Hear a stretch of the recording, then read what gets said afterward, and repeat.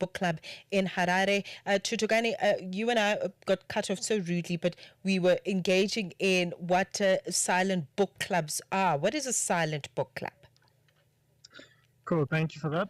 Yes, so Silent Book Club is basically a community of readers. It was started by these two ladies in America, and it's a network where people in different cities around the world, I think there's almost close to over 2,000 different chapters, where people just gather to read mostly just for 1 hour, and then they begin to socialize. But the key aspect is it's not like a traditional book club. It's a space where people invite people to just come and read whatever books they have. So that's the key difference. Okay, and I mean, what do you attribute to the growth of this movement? Because you mentioned that it is a global movement as we speak. So, what is contributing to the popularity of silent book clubs? Do you think is it a love for books, or is it that idea of we're going to get together, but we're not going to speak much. We're just going to read, and then we'll do the talking way past when we're done reading.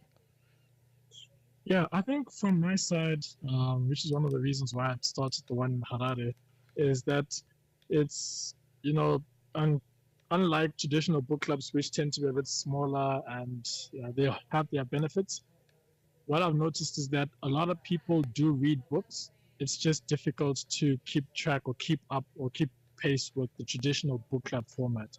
Mm-hmm. So, for example, traditional book clubs would maybe read a book a month. And sometimes people might not be interested in those books, or they might not be able to make time to the discussions. So there's a bit of a pressure point that sometimes then people then neglect because it can feel a bit, exclusive. Or the cost to join the book club might be a bit high. So with the Silent Book Club, 3 people join, they bring whatever books they have. And clearly, I think due to the growth and what I've also noticed here in Harare, we started with 20 members, and I think our biggest in-person attendance, we had 130 people. And that just shows that there is a community that, wants to read and perhaps don't have access to the traditional book club format. Okay. Look, I'm going to sound repetitive again because I'm really trying to, and I've never been to a silent book club before. I've been to, the ordinary traditional way of doing book clubs. But what is it about that the shared silence that creates, that makes the experience memorable or meaningful, if it were? Because, I mean, over 100 people is quite something. Yeah, I think it's there's this shared belief, that introverts tend to not have a lot of community or events or spaces where they can just connect and be themselves. So I think, the format does allow, yes, there is a socializing aspect that people can access to, but that's not compulsory. But I think for me, what I've noticed is just for people to get together and, in different spaces, the venues as well also play a part. Because some people gather in galleries and parks, in restaurants, and it's just an interesting community where people can just come and learn and chat. One thing I wanted to also mention is we have this saying where we say it's basically a community where solitude meets community, and books become icebreakers. So it's basically you bring your book, it's easy going. If you need to leave early, you can leave. If you miss a couple of months, you don't feel bad. You can always just pop back in. So that's kind of one of the key differentiators. Okay. All right. In conversation with Thuthukani Ndlovu, he is the organizer of the Silent Book Club in Harare, and he'll share details as to how you can join, if you can join, and if you are based in Zimbabwe, I'm sure you would love to be part of this. But we're going to talk about the growth of this movement around the world and continue conversations after this. What endures lifetimes? The one and only Nelson Rolihlahla Mandela. Not titles or office. This is to the transformation of Nelson Mandela Square in the next 20 years. Not speeches or monuments. Ideals do. Never and never again shall it be. Across Africa, these ideals live on in communities and conversations about tomorrow, in choosing hope through hardship, unity over division, in the belief that freedom, and dignity belongs to us all. Some legacies are not remembered, they are lived. We should all bear in mind that the greatest glory of living lies not in never falling, but in rising every time you fall. Celebrating Mandela Month on Channel Africa, the African perspective. What happened and what it means. The Journal with Mmatsheko Mosito, 9 till 12 p.m. Central African Time on Channel Africa. 21 minutes into 11 a.m. in Central African Time. Thank you very much for sticking around on The Journal as we talk all things Silent Book Club, okay? I don't know if you've been to one, but perhaps you can use this opportunity to let us know what you are reading, what titles are standing out to you at the moment. Share with us as we stream audio visually on Facebook. What am I reading? I'm not necessarily reading any books at the moment. I am reading a lot of academic journals on agriculture. It's not very interesting, is it? But let us know what you're reading. We'd love to hear from you. Thuthukani, let's talk about perhaps how the various networks of silent book clubs are connecting. Is Harare perhaps connecting with, or the Silent Book Club in Harare as you run it, connecting with other silent book clubs on the continent and at other places in the world?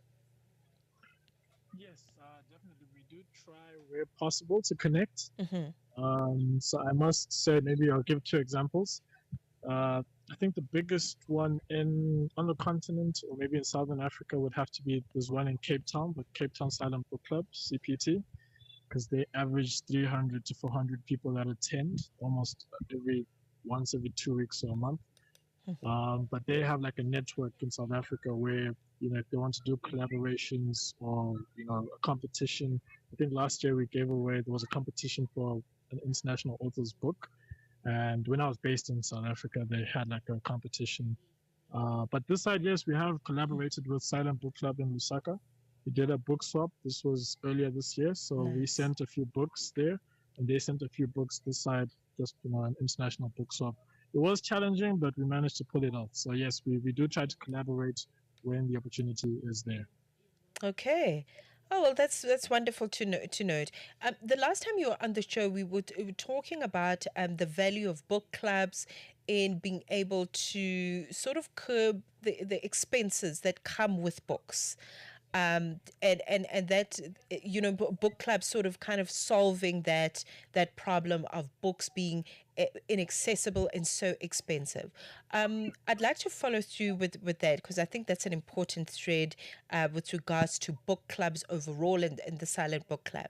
Are you seeing a noticeable difference in how people are now reading more because the Silent Book Club exists? Yeah, I think that's a good observation. So I would say yes, there are people reading more because you now have this public space where there's not much pressure to enter or become a member of. I do sometimes have a poll. So, for example, we have a WhatsApp group with over 700 members for Silent Book Club Harare, and sometimes I'll ask them, what are some of the challenges? Because we only use the group for announcements, and so I'm the only one who can post. But the feedback I normally get, even from just registrations, is that a lot of people do want more access to affordable books. And sometimes we have someone in the book club that maybe is selling, or they have a mobile book store. And so that kind of aids and improves people's access to more affordable books. So yes, I do believe the Silent Book Club community in general is increasing the culture of reading. Also, because another important thing to note is we've also seen an increase in parents coming with their kids to read, because some of the spaces are also very family friendly. So yeah, that's Okay. a good step. Okay, so if I'm understanding you, you do host it in different venues within the city. Hey. Yes, so the Okay. one I host is in different cities. There are some silent book clubs. So, for example, if a silent book club is started by a public library, for example, or a private one, you can just choose to always host theirs there. So, yeah, they vary in size. Some just 10 members. Yeah, it's just more about the community and the space for reading, as opposed to specifically reading certain books. Mm. So yeah, that's the key element. Okay. And let's talk. I mean, I mean, you've got to paint the picture for somebody like me who's never been to a silent book club. Because when I close my eyes, I'm picturing a bunch of really seasoned readers, people who've been reading for 30 years come to the Silent Book Club. But is it a space just for seasoned readers, or are they, do you also encourage people who may have fallen off the wagon to hop back into the habit of reading, pick up a book again, and join the Silent Book Club? Yeah, so that's a very, very, very good question. So what we've seen is there is a mix. You will have the Okay. seasoned readers, the people that maybe are part of other traditional book clubs Mm. there. I've also seen some people who have like, I haven't had time to read this book, and now it's just a good way to connect and try and catch up with it. Without the pressure of needing to maybe perhaps finish the book in a month, they can always just attend and read that one book when you meet once a month. So yeah, so there is a healthy balance. I wouldn't say we have more um, avid readers Mm-hmm. than those that read once off, but there is just a good healthy balance just between the different people that read, even different books. It's like sometimes people will read comic books, some people will come and read dissertations and journals, you know, Mm. because like I said, the culture is more on just reading, Yes. and not too much. This is what we have to read. Look, the traditional book Okay. clubs. I Got also it. need to just mention the Mm. traditional book club is they are still good. They still have a purpose. Mm-hmm. So that's why sometimes we also market to traditional book clubs, and some of our members are traditional book clubs. But yeah, the key is just to create that space for people to just come on a Saturday or a Sunday, order a cup of cappuccino, and read your book for an hour. If you want to socialize, you can afterwards. If not, you're more than welcome to go home or continue reading, and that's basically it. Well, I really like this. I think you really are onto something, Tutugane, because you are catering for different personalities, you know. Because with the traditional book club, it's almost like you've got to, I don't know, be an extrovert on some level. But the silent book club accommodates introverts, extroverts, ambiverts, whatever vert you are. You can be part of the Silent Book Club. Let's talk about access. I heard you mention a WhatsApp line. So if I want to perhaps tap in and try it out and join the book club and even contribute or donate some books, sometimes people don't always have the time to sit and be in communion with others, but they would like to be part of something meaningful. How can we find the Silent Book Club in Harare? All right. So for the Silent Book Club in Harare, we do have a Facebook group, we have a TikTok and Instagram page. Mm. But for people that are listening, if you want to find out if you have a silent book club in your city, there is a website. So if you just go to the silentbookclub.org, I'll Mm. just have to confirm the website. But yeah, if you just say Silent Book Club on the website, they do have like they call it an SBC chapter locator, where you can just type in the name of your city and it'll let you know if there is an SBC chapter in your city. It will have the contact details for that specific chapter. Okay, okay, wonderful. Also, Silent Book Club Harare. I see you also on Instagram, and on Facebook. So I mean, very Googleable. If you just go Silent Book Club Harare, all the relevant pages will pop up, including the website. Tutugane, I think you are doing really a great service to Africans, and all the things that we need are hidden in between the pages of the books. So thank you very much for opening the space, and thank you for your time this morning. Well, thank you very much for having me. It's always a pleasure talking about books, and hopefully, yeah, we will get to see more people reading, and the next generation will also read more.